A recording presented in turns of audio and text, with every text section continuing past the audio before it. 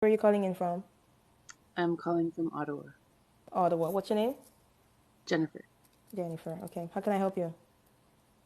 I was wondering about RRSPs, um, like if that's the best investment, like besides what you just said, getting out of credit card debt, or any debt. Because I'm not really sure. I don't think I fully understand it. Um, is it something like whatever you put in there? Half of it is going to be taken away when you like try to withdraw it or something? No. So once you put money into your RRSP, the first thing is that it's considered like income you did not make this year because it gets deducted before taxes and assigned to your RRSP. Okay. Do you get that part? Okay. Yes. Now, when you go to withdraw the money from the RRSP, because the idea is that the government wants you to only withdraw that money in retirement. Once if you withdraw it in retirement, then you will pay taxes on it depending on whatever tax bracket you're in at the time of retirement.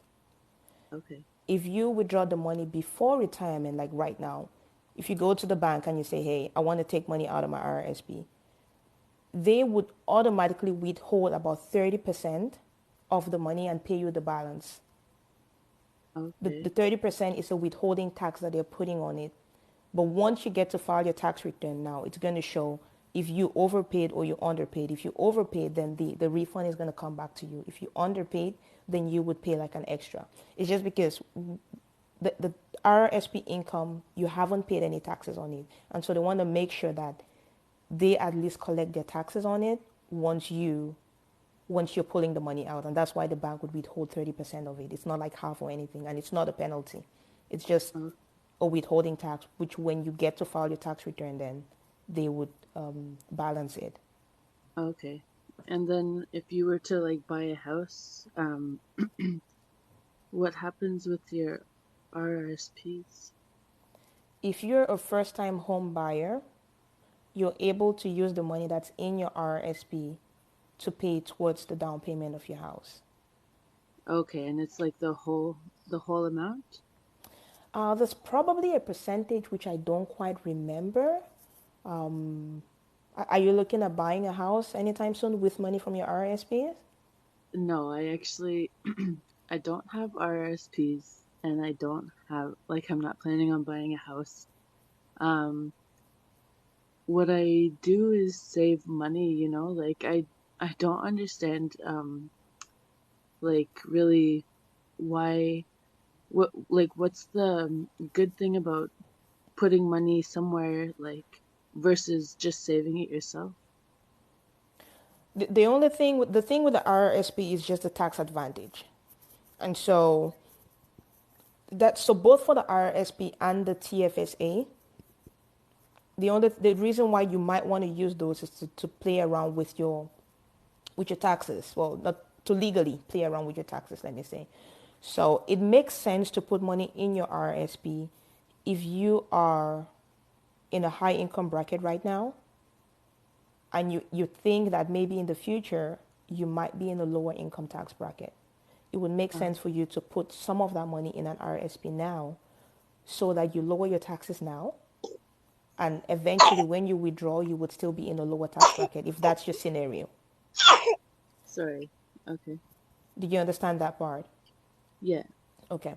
So on the other hand, if you were in a lower tax bracket, then maybe putting money in a TFSA is a better idea because you're putting after tax dollars, you're putting money that you've already paid taxes on into a TFSA. The good thing with the TFSA is that whatever money you put in there and then you invest it, you will never pay taxes on it. So let's say you choose to buy some stocks within your RSP and those end up making you a lot of money. Say you put in $10,000 there, for example, in your TFSA. I'm not sure what I said before. Let's say you put in $10,000 in your TFSA and you buy some really good stocks or whatever, and that money ends up growing to be $100,000. You will never pay taxes on that growth. You will never Oh pay taxes wow. on it when you withdraw it, so long as you were investing that in a TFSA. Oh my gosh, I did not know that. Yeah. On the contrary, if that was in an RRSP, because the money you put in wasn't taxed, since when you put it in the you reduced it from your income and it was before tax dollars, the growth, so the 10,000 becomes 100,000. Now you owe taxes on the full 100,000 in the Right, TF in a RRSP. right. Is that clear? Yeah, yeah, So that's the that's clear. distinction. Sorry, go ahead. Yeah, that makes a lot of sense. Yeah. Like the way you're explaining it, because I didn't know that before, and now I see the benefit of a TFSA. Okay. So that's the main distinction between the TFSA and the RSP. Now, to your question saying, can you just put the money in your own regular savings? Yes, you can. But I don't think you can invest within that savings. So you need to then take that and put it in an investment account, which doesn't have any of the tax benefits at all. Right. So if you any gain that you have on it, say you put it in a regular investment account, and that money, whatever gains or losses on that, those get included in your taxes now in the current year when those things are incurred. Okay. So it's possible either way. It just comes down to like what makes sense in your situation, and that's why then you might have to then talk to a person like a planner, an accountant, or the financial advisor or anything, so that looking at your personal situation to say, okay, this is what would make sense for Jennifer. Cool. Thank you so much. You're very welcome. I really appreciate it. No problem. You're very welcome. Any other questions from you? No, All right. Thank you. thank you. Bye bye. You're welcome. Bye now.